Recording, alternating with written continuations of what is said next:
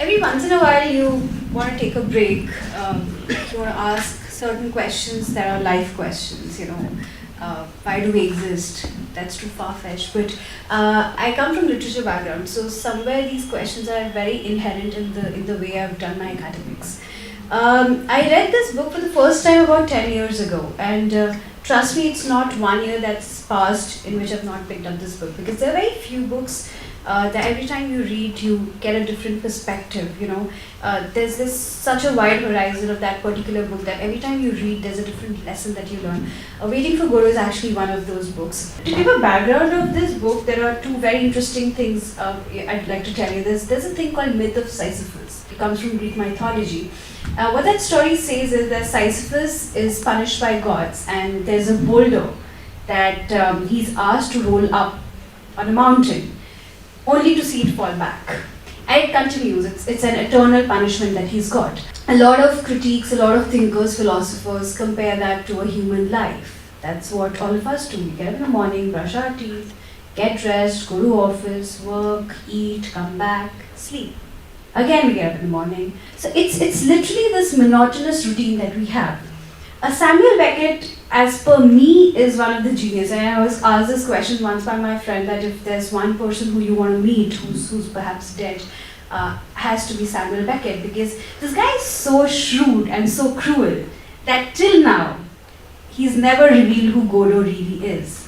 The spoiler alert, there is no Godot in the play. You never see who Godot is. There are numerous interpretations, and I think if there's one book that's been studied over and over again, is Waiting for Godot, because the moment you read this book, you want to find out who is Godot. Is that God? Is that happiness? Is that contentment? Just to kind of tell the summary of the play, after World War II, there was this entire school of dramatics that came into play, which was known as theatre of absurd. What that did was, when we go to see a theatre or a drama, we'd want to see very beautifully dressed characters. We see a beginning, we see an end, we see a plot, we see dialogues, we see a story. There is none of it in theatre of absurd.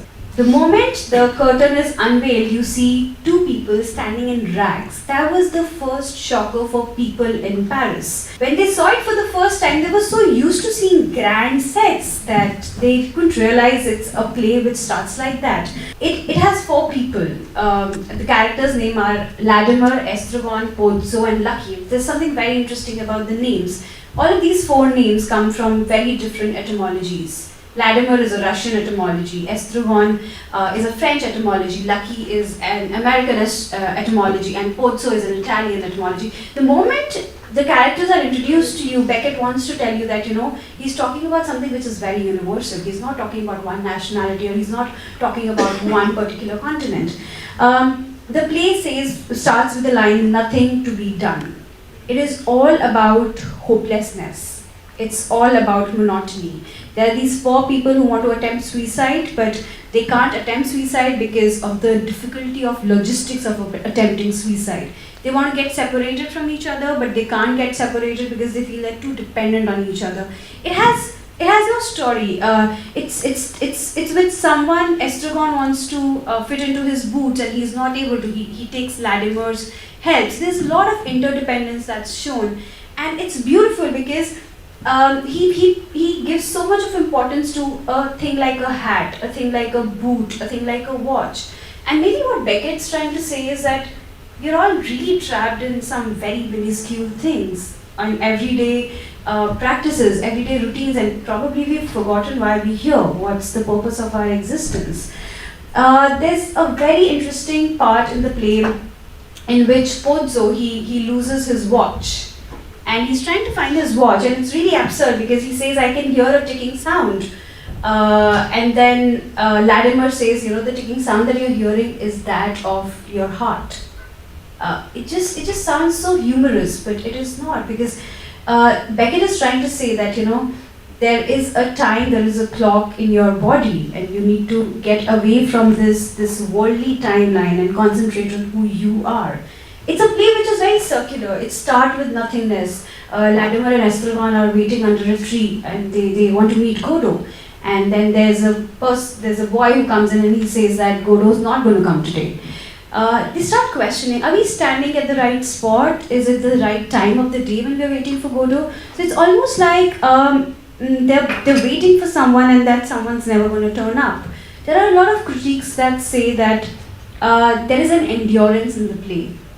They never give up. So there's a school of thought which is called existential philosophy. And if you read their literature, existential philosophy always closes with an ending saying and telling you that it is all futile. But Beckett doesn't do that. Till the end, through the end, Beckett doesn't try to preach you. He doesn't try to tell you that, you know what, all of this is for nothing. He just leaves it at a point where he wants you to figure out what you want to make of your existence. What is the purpose that you want to discover for yourself? Towards the end of the play, Pozzo goes blind. And that also has a very deep meaning. It perhaps means that Pozzo's way of dealing with all of this complexity of world is that he wants to give a blind eye to the tangibles of the world. If I have to personally do that one takeaway and why I read this book and I pick this book at least once a year is, it just breaks you away from everything that you've been concerned with, muddled with. There must be this thing that you're thinking about your EMIs, you're thinking about your career options, you're thinking about the monies that you have, the credit cards. All of that goes away when you're reading this play, because when you're reading this play, you realize that you're part of a very, very big plan, you know, and you're playing just a very small role. And in this play, this guy Pozzo, he almost carries the guy Lucky through a rope. It's almost like a slave that he's carrying him. A lot of critics say that Pozzo has been shown to be a god because Pozzo in the play tells him that, you know, he's so helpless and this is how the society is. He can't do much. That's perhaps a lot of thinkers say it's Beckett's way of saying that even the god's helpless in the condition that we have. So it's one play which has no story. But every line is a beautiful linguistic play. Every line will make you think. And I'm not kidding, but when I was reading this book, it just felt like those flimsy pages needed to be chewed so much. So after every page, you would want to take a pause. And for all of those of you who want to dwell into the deeper questions of life, the deeper meaning of life, I think this is the only book that you need to read. As per me, my interpretation of Godot is not God. I have read the play multiple times and I think Godot is hope. What Latimer and Estragon are waiting to meet is hopefulness, coexistence. So personally, I after 10 years of studying philosophy, literature, I think the biggest understanding that can change your life is when you learn that coexistence is possible. Good and bad can coexist.